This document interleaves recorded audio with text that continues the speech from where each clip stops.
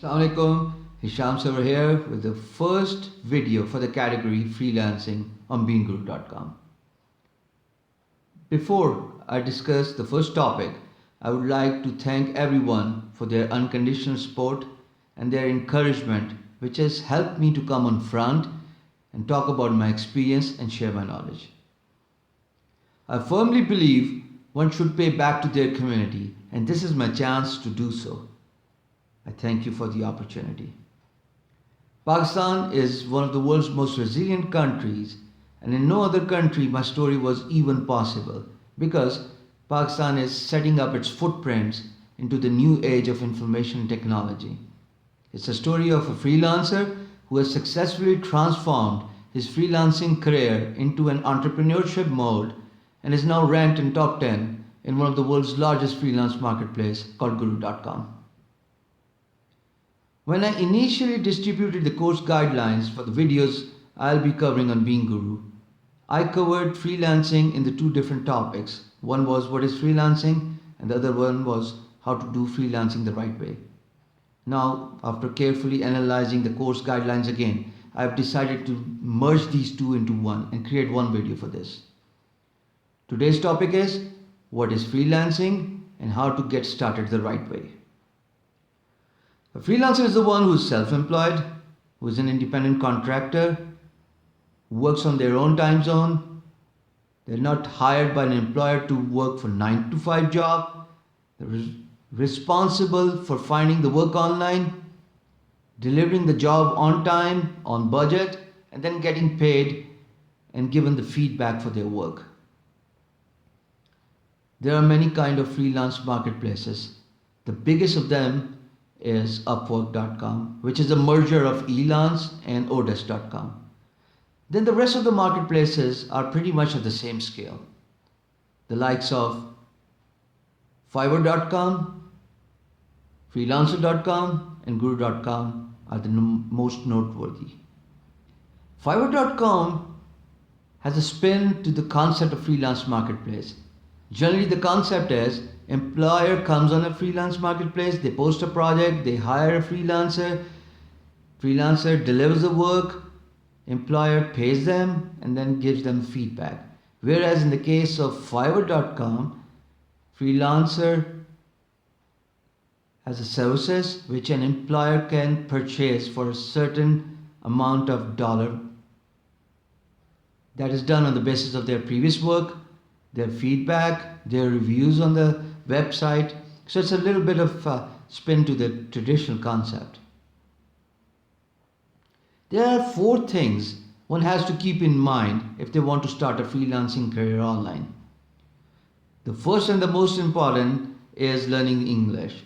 Without learning English, you are unable to get started on the freelance marketplace because the employer posts a project in English, you are supposed to bid on the project in English, then the communication between a freelancer and an employer that happens in English.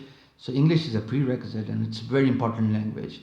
Here's an interesting inside story about how I learned the spoken English. For those who do not know my background education history, I do not have a formal computer degree.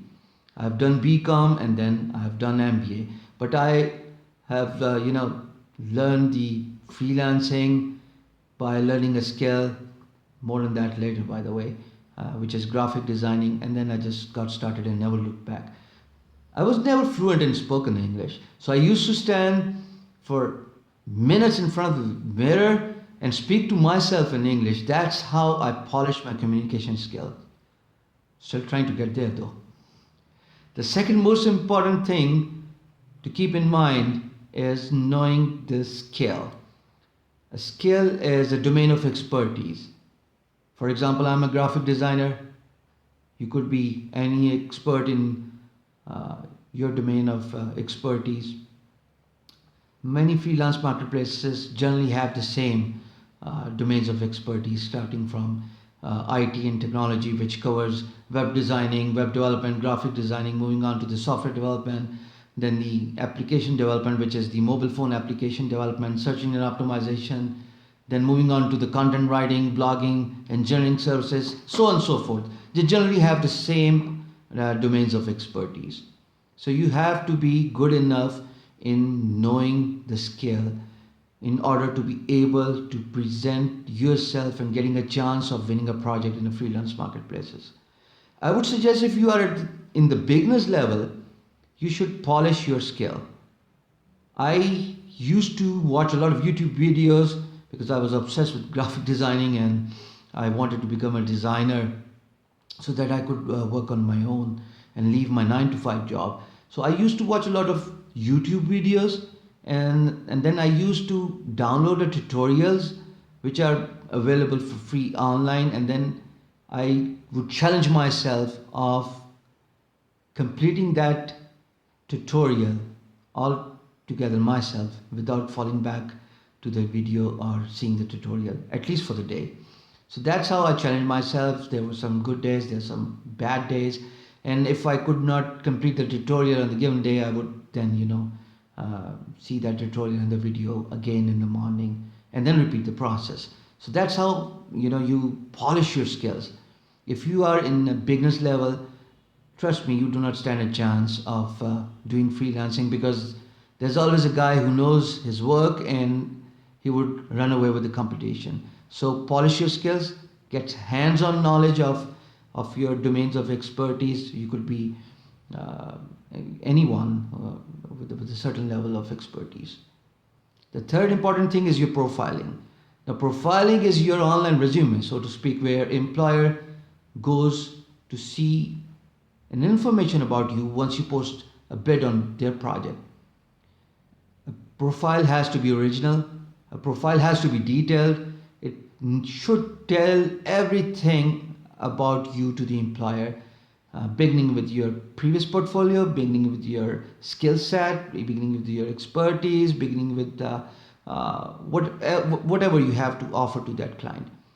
A video plays a very handy role in convincing an employer to go with you. This is what I have learned recently, because video tells an employer a lot about you, your communication skills, your knowledge, how well you're adaptive to the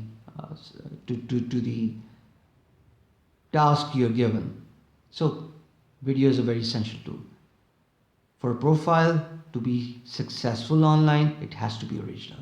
It has to be with a picture of you, or multiple pictures of you for that matter. Because if the profile is not original, it's like you going on to a shop and seeing an empty shelf, you will not buy anything from that shop. So the same goes for an online profile. If your profile is not original, if you do not have something good to offer, employers will not hire you. And the last and yet another important thing is skill. Given you can speak English, you've got a very good skill, you have mastered that, you've got a very good profile, you're original, but if you do not have an art to sell your skill, again, it is going to be an uphill task to stand a chance in the freelance marketplaces. I will be covering the skill, art in more detail in the later part of the videos, but for the beginners, these are the 4 important things you have to keep in mind. Now let's just discuss all these important 4 points in the freelance marketplaces, which one is right for you, in a comment box below this video, and I'll be also conducting a live video session with all of you, perhaps over the weekend. The whole idea is to take everyone along as we move on to the more advanced topics. I understand this topic is perhaps not much of a relevance to the expert freelancers, but stay put, because as we move along from the point A to point B, that would make more sense to stay together. So thank you for watching this first video, and I look forward to your comments, and then we'll have a session. Thank you. Assalamu alaikum.